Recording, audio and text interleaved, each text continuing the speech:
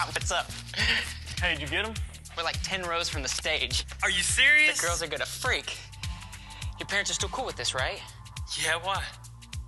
Well, they can be, you know. Dude, it's senior prom.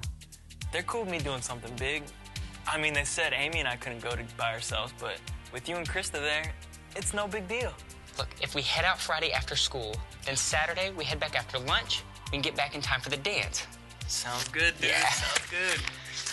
So, what do you think about switching rooms? What do you mean? What do you think I mean? At the hotel. I'll stay with Krista, Amy can stay with you. Yeah, like Krista's gonna go for that. We already talked about it. So what am I supposed to do? Dude, Amy really likes you. I'm not sleeping with Amy. Then sleep on the floor. I'm not even gonna sleep in the same room. Then sleep in the bathtub. Or stay here.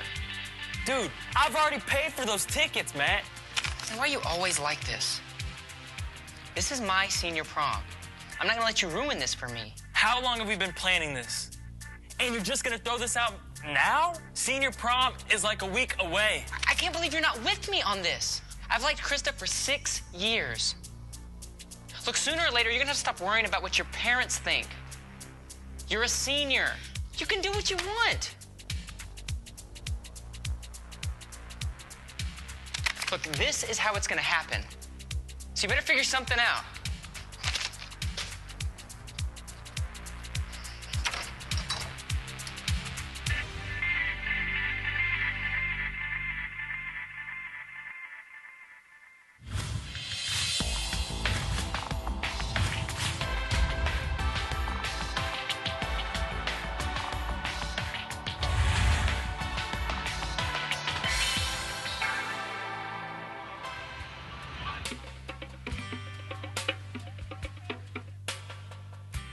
I grew up in a Christian home.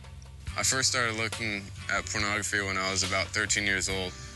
I was trying to just figure some stuff out that I didn't really know about. Growing up in a Christian house, I was kind of discouraged from, being taught that kind of stuff. I find I'm most vulnerable when I'm up late doing homework on the computer and doing research or whatever, and I see a picture. I start thinking things, and I pursue that.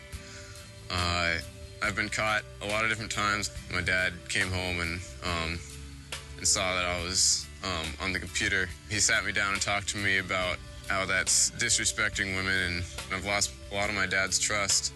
My girlfriend and I had been friends for many years, and since I came here, we go to the same church, and I never really felt that I wanted a relationship with her until this year. We started becoming friends the summer going into my freshman year, but I really got to know him better going into my sophomore year.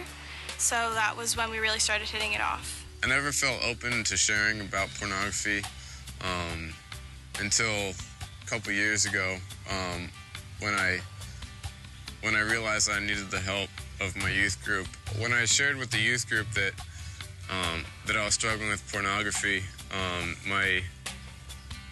the girlfriend that I have now was there, and so she knows about the struggle.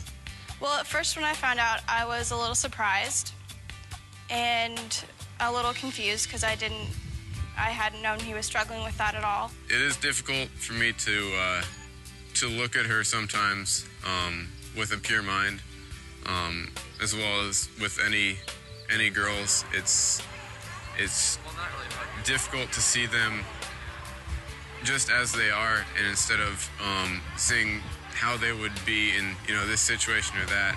Sometimes it scares me that I think he's trying to compare me to things that he sees that I won't do.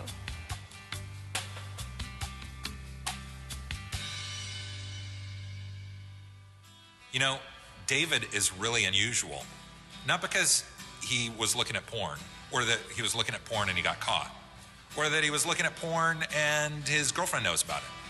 David's really unusual in that David was man enough to recognize that porn is pretty much unbeatable as a sin one-on-one.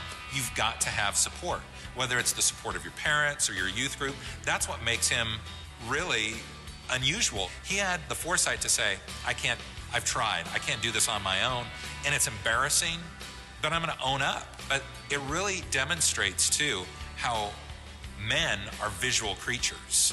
What we see, even if we see a little bit, we complete the picture. You know, if it's paint by numbers, you can't just fill in the threes. We want to see from 1 to 20. And he took the first step in getting help and getting support. You know how in the Bible it says, like, if your eyes cause you to sin, gouge them out or cut off your arm? Well, that's really what you need to do with porn. Well, not gouge out your eyes, but you really need to see where the porn is coming from. If you're in your room and your eyes start to wander, you see something, turn off the monitor, go for a run, go out in the living room, talk to your dad, say, you know, how did you deal with this when you were my age?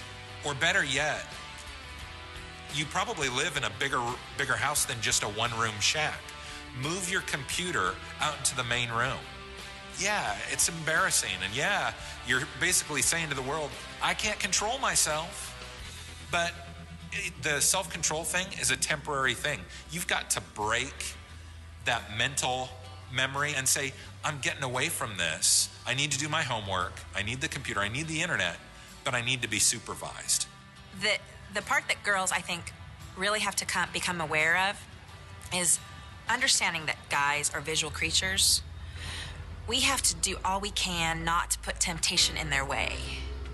If guys are turned on by what they see, and believe me when I say it doesn't have to be much, if they're turned on by a little bit of your back, whatever it might be, if they're turned on by parts of our body, which they are, we have to start to say, is it really fair for us to say, well, you guys just need to deal with your temptation and walk away as if we have nothing to do with helping them to cope with that problem? No, it's really not fair. And if you're walking around at church, you're walking around at school, you're walking down the street, and you're showing parts of your body that are appetizing to the opposite sex, you really are contributing to leading these guys to stumble. And that's a really bad sin that you don't want to mess with. God tells us not to lead our brothers to stumble. So think about how you look and think about what that's doing to guys and really consider caring enough for them not to wear that top. For you guys that are struggling with pornography and have a girlfriend that maybe wants to break up because of it or is freaking out because of it, please understand that this is your battle. This isn't her battle. She doesn't have to stand by her man. She's not married to you. And it's a normal reaction for a girl to be really hurt by it and to want to distance herself from it. So let her do that, give her space, and work on your issue in the way that it should be worked on with other men, with men in leadership, with your dad, whoever you have that can help you through it. And it really shouldn't be a girl anyway that's helping you.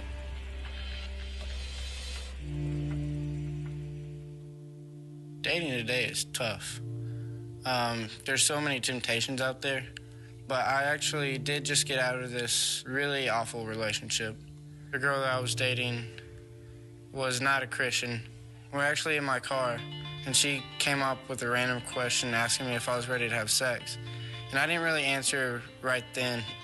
Another time, she had asked me again, and I was like, if she keeps asking me, maybe that's telling me something that I am ready. And somewhere in my heart, I kind of felt God telling me, no, you need to wait. As a guy, you already have so much weight on your shoulders. And for a girl to ask you that question, it's kind of like so much more on your shoulders. And it kind of makes you think about it, like how strong is your relationship with God? And it tests you. Yeah, I got made fun of a lot because I said no. Because they were actually telling me, dude, if she's giving you the chance, take it. You don't want to pass it up. Because I'm not gonna lie, she was very good looking. So this is what you say if a girl comes up to you and is really pressuring you or offering herself up to you. You just say, oh, I'm sorry, you're not my type. Because guaranteed she's gonna say, well, what is your type? Maybe I could be your type. Because that's what aggressive girls do. They're acting like a guy. They're trying to win. They're trying to get you as a conquest. And this is what you say, real simple. Well, my type of girl is someone that considers her body, her mind, her soul, her heart is really something of an ultimate prize that only one man can win. And I want to be that man. I want to be that man that pursues her as something that's worthy of pursuit. And I want someone that sees herself as that valuable. The first thing I have to say about this, because I hear it so many times, is you should not be dating a non-Christian, period. And the whole idea of, well, I'm going to change her or I'm going to change him and convert them, missionary dating, is a lie. If you're telling yourself that, you're believing a complete lie. We have no power to change anybody but ourselves. And if you think you can go in and change somebody and they'll love you, if they love you enough that they'll change and accept God, it's not true. They might change to get you to think they love you and to get you. But ultimately, they have to make that decision on their own, and they can't make it for you. You can't make it for them, and they can't make it so that you'll love them.